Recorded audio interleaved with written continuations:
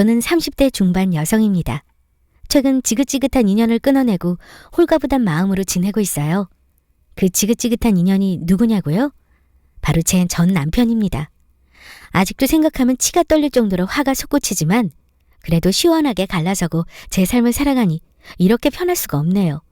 정말 인간 같지도 않은 사람과 제가 어떻게 이혼하게 되었는지 여러분들에게 소개하고자 이렇게 사연을 보냅니다.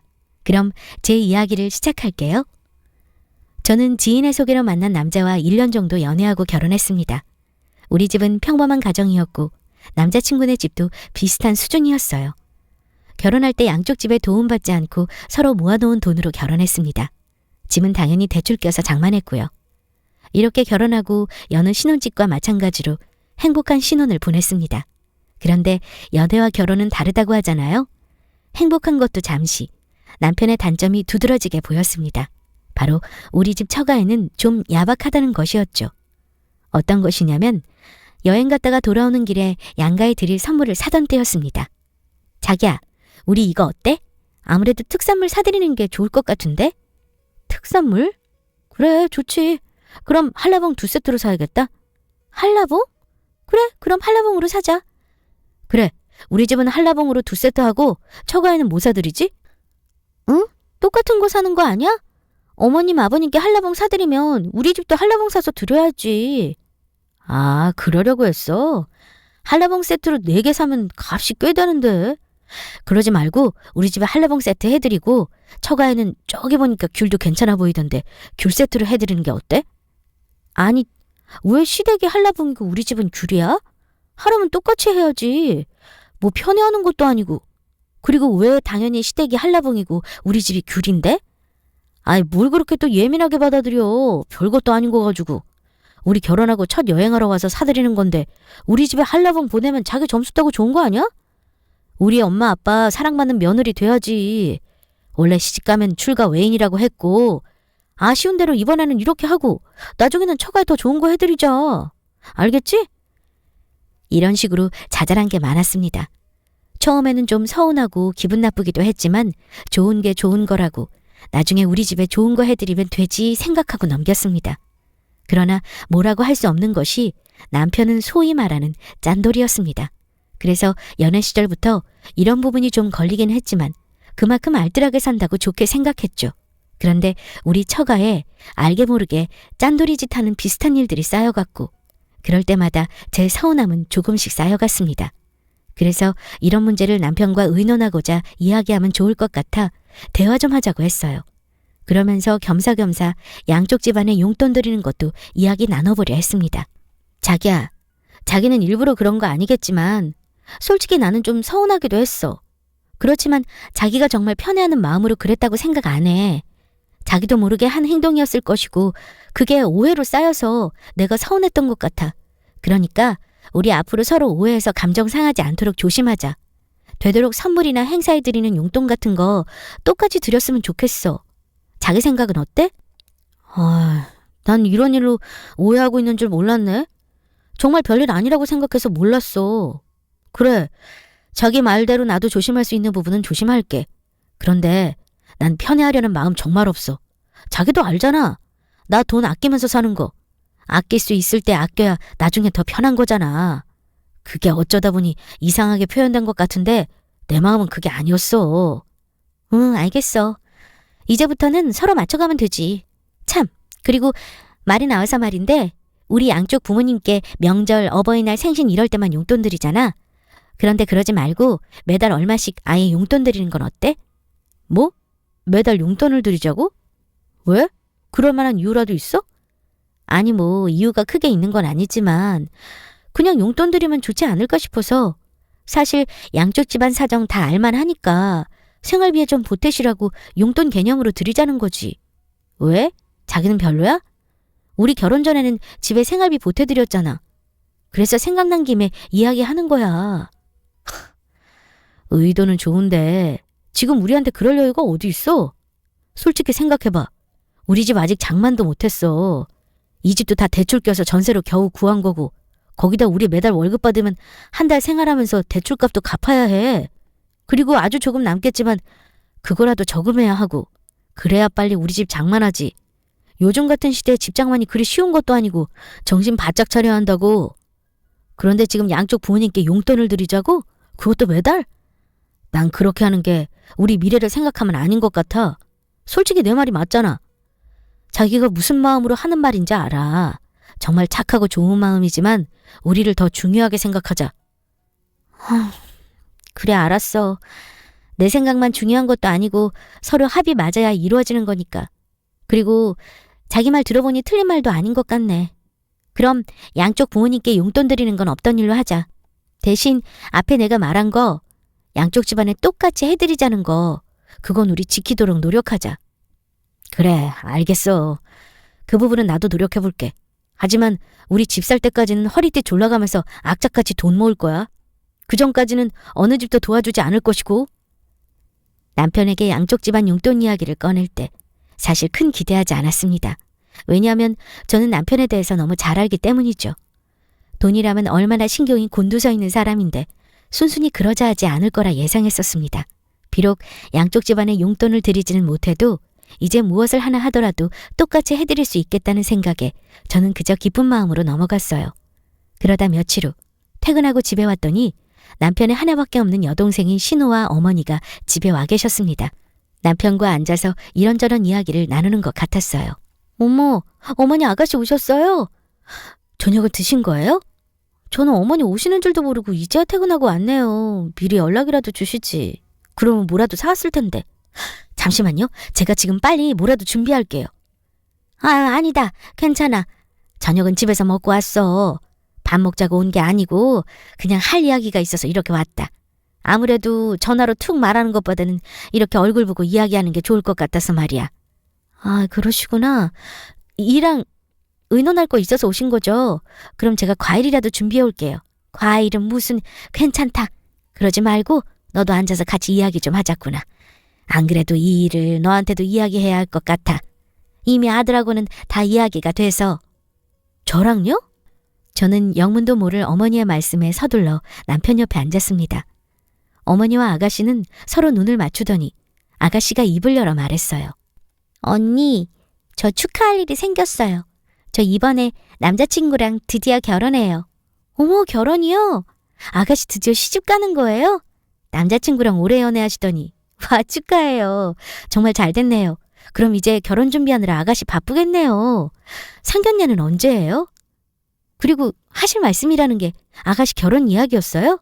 아니, 그건 아니고 사실 결혼 문제로 오빠한테 부탁 좀 하러 왔어요. 너도 방금 들었지만 내 신우가 글쎄 드디어 시집을 간다더구나. 사랑하는 사람이랑 좋은 가정 꾸리겠다고 하는데 까놓고 보면 얘가 모은 돈이 있어야지. 결혼 그냥 하는 것도 아니고 어느 정도 쥐고 있어야 하는 거 아니겠니? 부모로서 딸 결혼하는데 되는 대로 보태주고 싶지만 너도 알다시피 우리 형편이 그렇지 않잖아. 그런 여유가 어디 있겠어. 그래서 내가 이렇게 부탁하러 왔다. 아들한테 동생 결혼 위해서 조금 도와달라고 말하고 있었어. 우리 아들은 도와준다고 했고. 그런데 너희 부부 저금하는 통장이 내 것이라며 신우 결혼을 위해서 내가 그 돈 좀 우리한테 빌려줘야겠다. 네? 저희 부부 적금으로요? 그래, 너희들이 모으고 있는 그 적금 신우를 생각해서 좀 도와줄 수 없니? 이렇게 어렵사리 결혼해서 가정 한번 꾸려보겠다는데 가족으로서 도와줄 수는 있는 거잖아. 남자 쪽 집안에서 우리 집안 아무것도 없다고 무시한다고 하더라. 그런 상황에서 내 신우가 시집간다고 생각해봐. 얼마나 무시당하면서 기 한번 못 펴고 살겠니? 가족 좋다는 게 뭐야. 어려울 때 서로 도우면서 사는 거지. 그러니까 세아가 내가 이렇게 간곡히 부탁하마. 저는 순간적으로 당황해서 그만 시선을 돌려 남편을 쳐다보았습니다. 제가 뭘 어떻게 해야 할지 몰랐고 무슨 말씀으로 드려야 할지 몰랐으니까요. 남편은 그런 제 멍해진 표정을 보더니 살살 눈치 보면서 이야기하더군요. 자기야, 나도 고생해서 열심히 모은 돈 선뜻 주기 어렵지만 그래도 어쩌겠어. 가족이고 내 하나뿐인 여동생인데 그냥 모른 척 나몰라라 할 수 없잖아. 우리 모으고 있는 적금 깨고 동생 도와주자. 아, 자기야, 잠시 나랑 이야기 좀 해. 저는 남편과 따로 이야기해야 할 것 같아서 안방으로 남편을 끌고 들어갔습니다. 그리고 문을 닫고 혹시라도 소리가 들릴까 싶어 작은 목소리로 말했어요. 자기야, 이거 지금 무슨 상황이야? 갑작스런 말을 들으니까 좀 당황스럽지만 자기 정말 도와주려는 생각인 거야? 하나뿐인 동생이고 엄마한테 들어보니까 안 됐잖아. 결혼하기 전부터 무시당하고 결혼시켜야겠어? 이건 아니지. 돈 없다고 사람 무시당하면 안 되는 거잖아? 우리가 뭐 대단한 돈 모은 것도 아니지만 그래도 오빠로서 할 수 있는 일이라면 해주고 싶어. 아니, 나 정말 당황스럽다. 자기야, 얼마 전까지 나랑 했던 이야기 기억 안 나? 그때 자기가 뭐라 그랬어? 우리 집 살 때까지 허리띠 졸라매고 살아야 한다며. 그리고 집장만 하기 전에는 절대 그 어느 집도 도와주지 않는다고 자기 입으로 말했어. 그런데 이렇게 이야기하면 내 처지에서는 당황스럽지 않겠어? 거기다 이건 한 사람의 돈이 아닌 우리 서로 같이 모은 돈인데. 그래서 이렇게 자기한테 이유 설명하는 거잖아. 그리고 내가 자기한테 그런 말한 건 맞지만 솔직히 이건 예외 아닌가? 어쩔 수 없는 특별한 상황인 거잖아. 처지 바꿔서 자기 동생이 결혼한데 이런 상황이야. 그럼 자기는 어떨 것 같아? 그냥 모른 척 할 수 있겠어? 가족과 관련된 일에 누가 쉽게 외면할 수 있을까?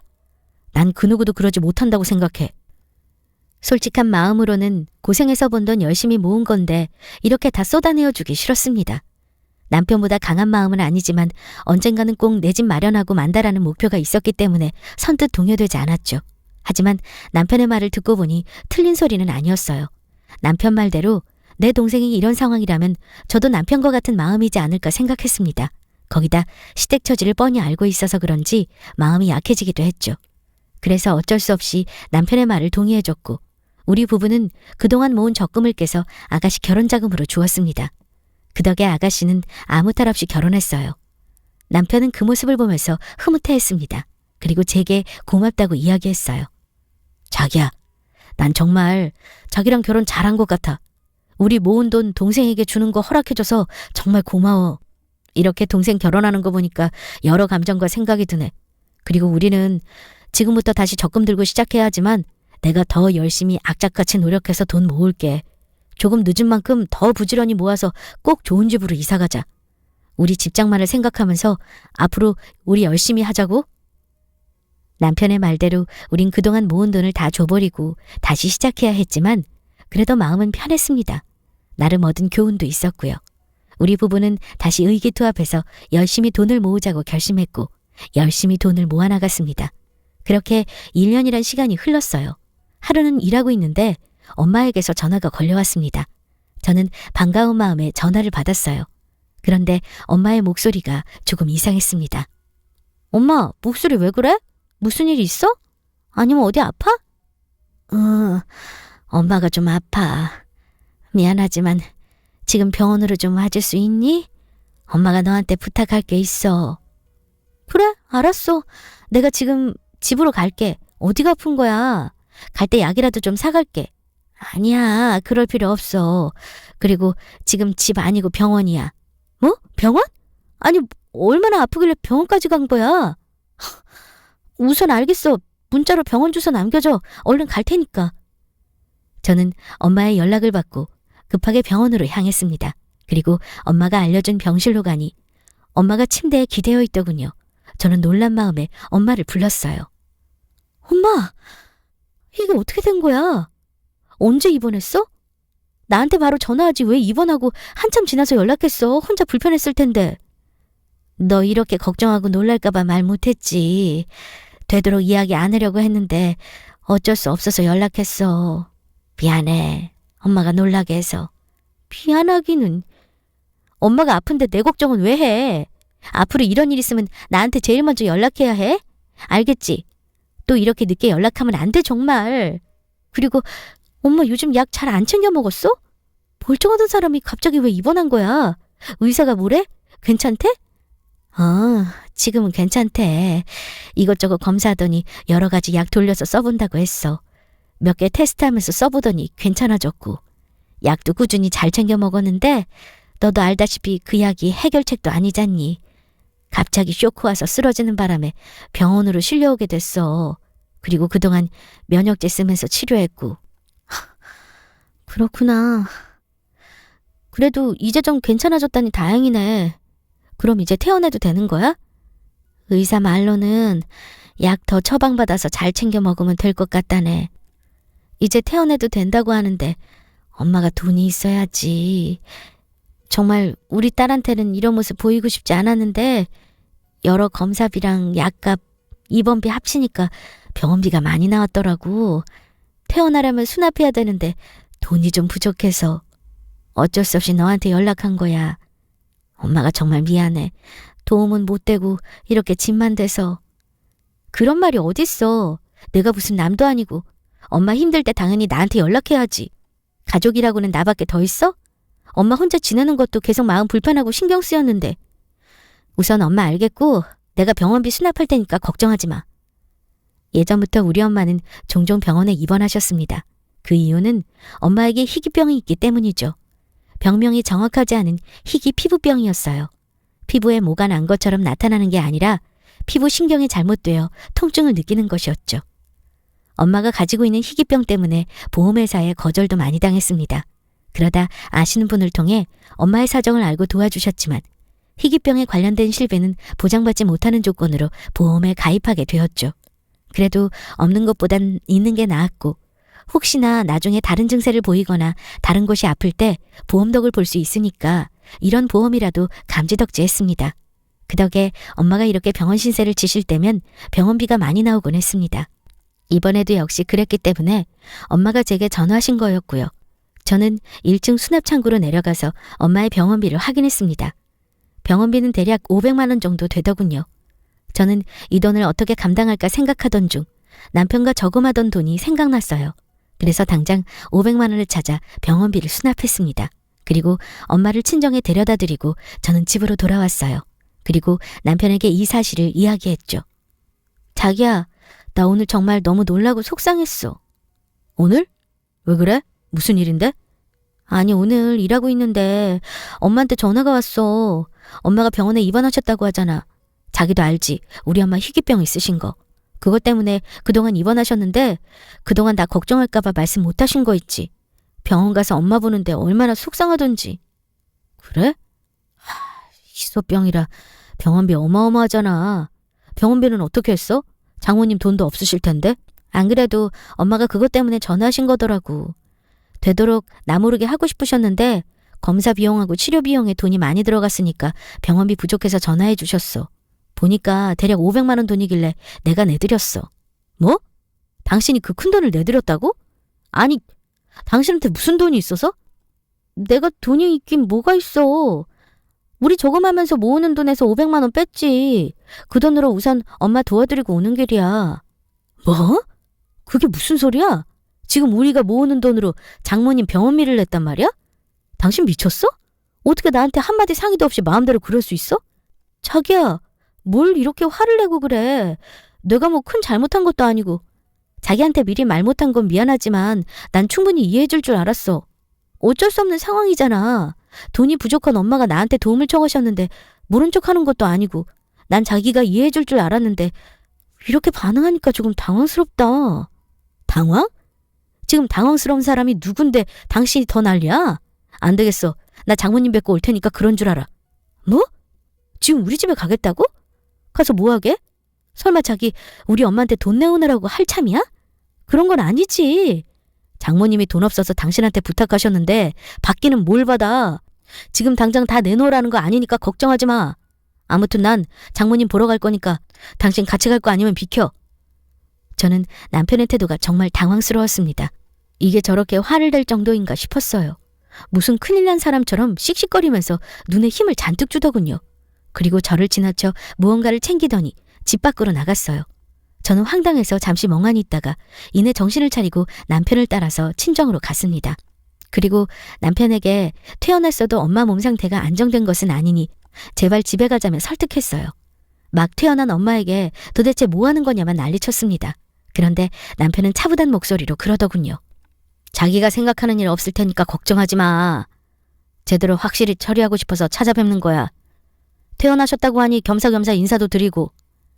남편은 최대한 차분하고 좋게 이야기했지만 저는 그런 남편이 불안하고 걱정됐어요. 그래서 남편에게 우선 오늘은 늦었고 엄마 몸도 편치 않으시니 나중에 같이 찾아뵙자고 설득했습니다. 그러자 남편도 잠시 생각하더니 그게 좋을 것 같다며 알겠다고 하더군요. 그렇게 어느 정도 일이 마무리되나 싶었습니다. 그리고 다음 날 퇴근하고 집에 돌아왔을 때 남편이 저를 보자마자 종이 한 장을 내밀었어요. 이게 뭐야? 뭐긴 자기가 잘 살펴보면 되잖아. 저는 남편의 말을 듣고 종이에 적힌 글들을 읽어 내려갔습니다. 차용증? 이게 뭐야? 이 차용증 뭔데? 당신 설마... 맞아. 오늘 일찍 퇴근하고 장모님 찾아뵀어. 겸사겸사 아프신 건 어떤지 여쭤보기도 했고, 그리고 당신이 어제 이야기해준 거 말씀드리면서 차용증 받아왔지? 아무리 가족이라지만 이렇게 확실하게 해두는 게 좋아. 그래야 나중에 뒷말 나왔을 때 해결하기 쉽고. 참, 내가 차용증하고 혹시 몰라서 대화 내용도 다 녹음해뒀어. 빼도 박도 못하게. 남편은 바지 주머니에 있던 핸드폰을 꺼내 제게 녹음 내용을 들려줬습니다. 핸드폰에서는 엄마와 남편의 목소리가 흘러나왔어요. 둘의 대화 내용은 이러했습니다. 박서방, 우리 딸한테 이야기 듣고 나 걱정되어 온 거야? 나 괜찮은데 뭐하러 왔어, 바쁜 사람이. 나 이렇게 아픈 게 한두 번도 아닌데 걱정하지 않아도 돼. 그래도 이렇게 와줘서 고마워, 박서방.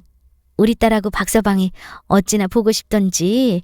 네, 장모님 몸 괜찮으시죠? 이 사람한테 이야기는 대충 들었습니다. 제가 이렇게 장모님을 찾아온 이유는 몸 괜찮으신지 안부도 묻고 확실하게 해야 할 부분도 있어서 겸사겸사 찾아왔습니다. 우리 박서방이 걱정해줘서 그런지 난 괜찮아. 더 나아질 거고. 그런데 확실하게 해야 할 부분은 뭔가? 나한테 뭐 할 말이라도 있는 거야? 아내한테 듣기로 장모님 병원비 500만 원 돈 나왔다고 들었습니다. 그걸 아내가 다 처리했고요. 어휴, 그래. 내가 병원비 낼 돈이 부족해서 우리 딸한테 도움 청했어. 자네하고 우리 딸한테 도움은 못 될 망정 이렇게 집만 대서 정말 미안하게 생각하네. 그렇지만 우리 딸이 빌려준 돈은 내가 어떻게 해서든 갚을게. 매달 내 앞으로 나오는 연금이 있으니까 그걸로 조금씩 갚을 생각이야. 정말 여러모로 내가 사위 얼굴 볼 면목이 없어. 결혼할 때 뭐 하나 도와준 것도 없는데. 네, 맞습니다. 저희 결혼할 때 도와주신 거 하나 없죠. 이렇게 그냥 병원비 내드리면 장모님 마음 편치 않으실 거라는 것도 잘 알고요. 그러니 우리 확실하게 하고 넘어가죠. 박서방, 이게 뭔가? 종이하고 펜입니다. 이걸로 제게 차용증 하나 써주시죠. 장모님이 매달 나오는 연금으로 500만 원 갚으신다고 하셨지만 아무래도 확실하고 깔끔하게 하는 게 좋지 않겠습니까? 그래야 장모님도 그렇고 제 마음도 편하죠. 뭐라고? 차용증? 그러니까 자네 지금 나한테 차용증 받으려고 온 거야? 뭐 겸사겸사요. 그럼 이제 차용증 쓸까요? 장모님이 쓰기 편하시도록 제가 불러드릴 테니까 그대로 적으시면 되겠네요. 저도 이렇게 하는 거 마음 불편하지만 어쩌겠어요. 깔끔하게 하지 않으면 나중에 문제 생길 수도 있는걸요. 그러게 장모님은 왜 그런 보험에 드셔가지고 아무리 희귀병이라 실비 지원이 안 된다 해도 잘 협의해보시지 왜 보장도 못 받는 보험에 드셨어요. 저는 남편이 들려준 녹음 내용을 듣고 경악을 금치 못했습니다. 이게 무슨 개소리인가 싶었어요. 차용증. 상식적으로 아픈 장모에게 한다는 소리가 저게 맞는 건가요? 저게 내 남편이 맞나 싶었습니다. 아픈 엄마한테 이렇게 행동하는 남편이 너무하다 싶었고 참 실망했어요. 그래서 저는 순간적으로 올라오는 화를 참지 못하고 소리쳤습니다. 야, 이 미친놈아. 지금 그게 무슨 말이야? 어디 미쳤어? 제정신이야? 감히 이런 걸 우리 엄마한테 쓰려고 하는 게 말이 돼? 자기 지금 나한테 미친놈이라 그랬어? 아니, 말이 너무 심하네. 내가 뭘 그렇게 잘못했다고 그래? 솔직히 가족끼리 확실하게 하는 게 나쁜 건 아니잖아. 내 딴에는 장모님 마음 편하게 해드리고 싶은 부분도 있었고 이렇게 해야 장모님도 미안해하지 않으실 거 아니야. 그걸 지금 변명이라고 하냐? 너 정말 미쳐도 제대로 미쳤구나. 어떻게 하면 그딴 생각을 할 수 있는 거니? 이거 완전 사이코패스 아니야. 넌 진짜 피도 눈물도 없는 못된 놈이다. 어떻게 아픈 장모한테 이런 식으로 잔인하게 구니? 뭐 사이코패스? 진짜 말이 심하네. 됐어. 난 깔끔하게 정리하려고 한 건데 그게 그렇게 잘못한 거냐? 빌어먹을 진짜. 그래, 됐어. 네 마음대로 생각해라. 지금 화낼 사람이 누군데 왜 지가 화를 내면 나가는 건지 이해되지 않았습니다. 저는 남편이 나간 현관을 노려보며 생각했어요. 내가 저런 걸 남편이라고 생각하고 여태 살았다니. 장모한테 주는 500만 원이 그렇게 아까워서 저런다고 생각하니까 오만정이 다 떨어지면서 남편에게 치가 떨리더군요. 지는 동생 결혼 비용 3천만 원 그냥 줬으면서 말입니다. 계속 곰곰이 생각하니까 더 이상 남편과 같이 살 자신이 없었어요. 저는 짐을 싸서 친정으로 갔고 얼마 후 남편에게 이혼장을 보냈습니다. 남편은 그런 제게 조금의 미안함도 전하지 않고 잘 됐다며 이혼에 동의한다고 하더군요. 그렇게 우리 둘은 깔끔하게 갈라섰습니다. 그렇지만 전 이혼으로 그치지 않았어요. 순순히 이혼해주면 재미없죠. 이 미친놈에게 똑같은 또라이 짓으로 되갚아주고 싶었습니다. 그리고 결정적으로 저를 이 구역의 미친 자로 만든 이유가 있었어요. 이혼하면서 계좌를 다 확인해보니 그동안 저 몰래 시댁에 월 100만 원씩 용돈을 드리고 있었습니다. 그래서 저는 도저히 이 화를 참을 수가 없었어요. 이혼 조정기간을 가지며 남편 모르게 시댁을 찾아갔습니다. 어머니 안녕하세요. 그동안 잘 지내셨죠? 아니 내가 여긴 무슨 일이니? 다 끝난 마당에 내가 여길 왜 온 거야? 저는 어머님께 인사드리며 핸드폰을 꺼내 남편에게 전화를 걸었습니다.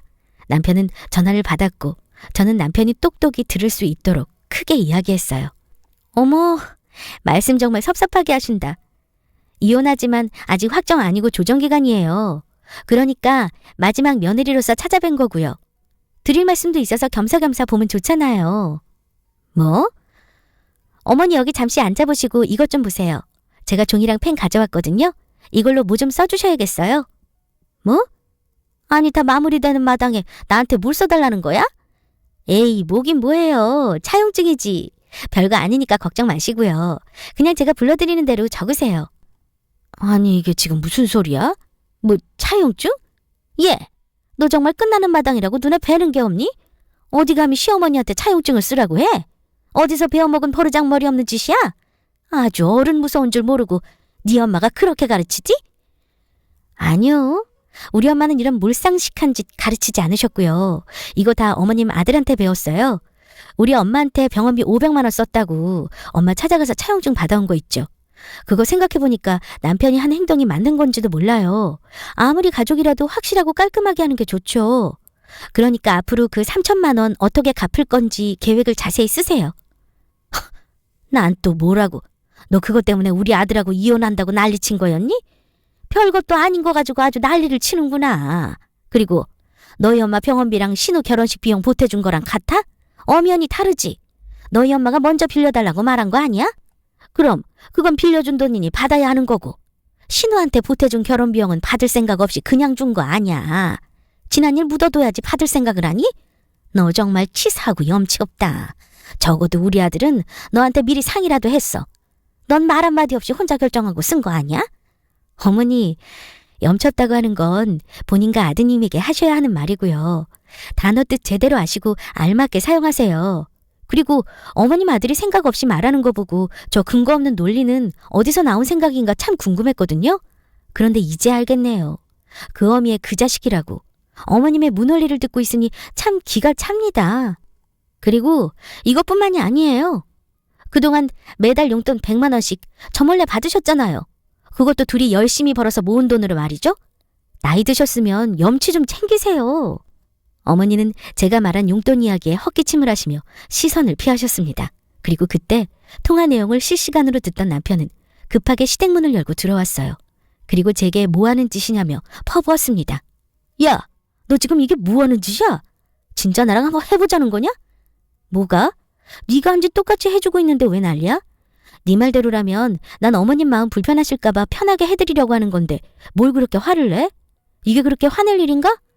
네 말처럼 확실하고 깔끔하게 하는 거 좋잖아. 거기다 우린 어차피 갈라서는 마당에 내 돈 다시 찾아오는 게 맞지. 그건 이미 지난 일이잖아. 지난 돈을 되찾겠다는 게 말이 돼? 왜 말이 안 돼? 그럼 네가 한 미친 짓은 말이 되니? 네가 한 짓이나 말 안 된다고 하는 거야. 인간아. 됐고 난 차용증 받아야겠으니까 그렇게 알아. 3천만 원과 그동안 나 몰래 시댁에 드린 용돈까지 다 포함해서 정확히 반씩 나눌 거라고. 웃기지 마. 네가 그런다고 그 돈 다시 돌려받을 수 있을 것 같아? 이미 시간도 많이 지났고 다 지난 일이라고. 그리고 내가 가만히 당하고만 있을 것 같아? 어림없어. 어디 버릇없이 우리 엄마한테 되지도 않은 소리를 짓거려? 당장 우리 엄마한테 무릎 꿇고 사과해. 안 그러면 진흙탕 이혼으로 만들어줄 테니까. 당장 사과 안 해? 웃기고 있네. 진흙탕 싸움은 이미 시작됐어, 이 등신아. 나 몰래 매달 준 용돈, 그리고 신우 결혼자금 보태라고 준 3천만 원. 난 정확히 받을 거 다 받고 끝날 거야. 이미 변호사랑 다 끝난 이야기고. 네가 난리쳐봤자 내가 받지 못할 이유 없다고. 알겠어? 이 머저리 같은 놈아. 저는 남편 얼굴에 들고 있던 흰 종이와 펜을 집어던졌습니다. 그리고 당당하게 걸어서 시댁 현관문을 열고 나왔죠. 엄마가 있는 집으로 돌아가는 길에 다시 변호사 사무실에 들러 확실하게 서류 준비까지 마쳤고 이혼 조정 기간이 끝나는 시점이 받아야 할 돈에 대해서 다 청구했습니다. 순순히 주지 않으면 소송도 불사하겠다는 확고한 제 뜻을 남편에게 전달했고요.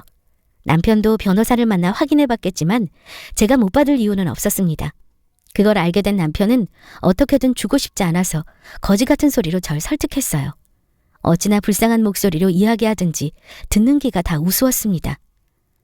정말 이렇게까지 해야겠어? 헤어지는 마당에 이런 소리 하는 거 우습겠지만 내 동생이 자기를 얼마나 친언니처럼 좋아하고 따랐는지 알잖아. 그니까 이쯤에서 그만하자. 나도 장모님께 그렇게 한 행동은 잘못했어. 반성할게. 그니까 우리 이제 그만 자존심 그만 부리고 다시 전처럼 잘 지내보자. 응? 돈 문제만 아니면 우리 이렇게 싸울 일도 없었잖아. 나도 앞으로 더 이상 500만 원 묻지 않을게. 약속해. 가만히 남편의 말을 듣고 있자니 제 입에서 담지 못할 오만 욕이 다 튀어나올 것 같았습니다.